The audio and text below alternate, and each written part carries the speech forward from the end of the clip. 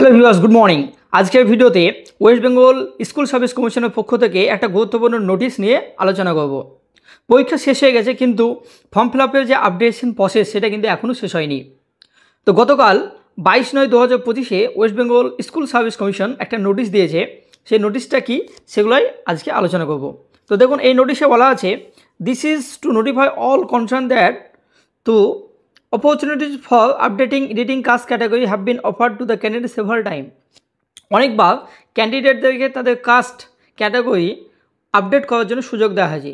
তারপরেও a number of candidate have not yet update their category in the application form. কিন্তু অনেকেই এখনও সেই ক্যাটাগরি আপডেট করেনি। দেয়ারফোর তা a last opportunities being given to the candidate update the same in the application second SLST 2025 9, 10, 11, 12।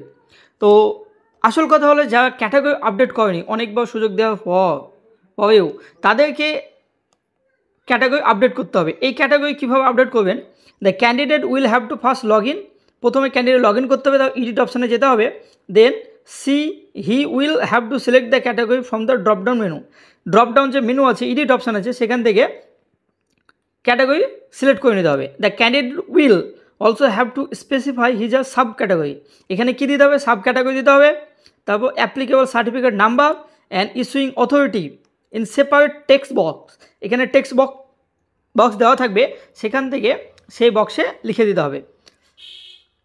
Made available after the category chosen from the ড্রপডাউনের যে category দেওয়া থাকে, ক্যাটাগরি এ অথবা বি, সেগুলোকে আগে চুজ করতে হবে। তারপর সাবকাস্ট দিতে হবে, তারপর হচ্ছে সার্টিফিকেট নাম্বার দিতে হবে। এইভাবে আপডেট করতে হবে।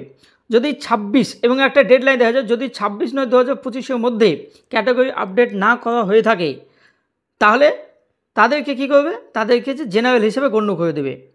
তাই এই নোটিশটি খুবই গুরুত্বপূর্ণ। যারা এখনও category SC ST OBC update করেননি, বিশেষত OBCদের সমস্যা, বাকিদের কোনো সমস্যা নেই, তাদেরকে বলবো ইমিডিয়েটলি আপনারা এই ক্যাটাগরি এবং সাব ক্যাটাগরি এবং সার্টিফিকেট নাম্বার দিয়ে ফর্মটিকে আর একবার সাবমিট করে দিন। থ্যাংক ইউ, ধন্যবাদ।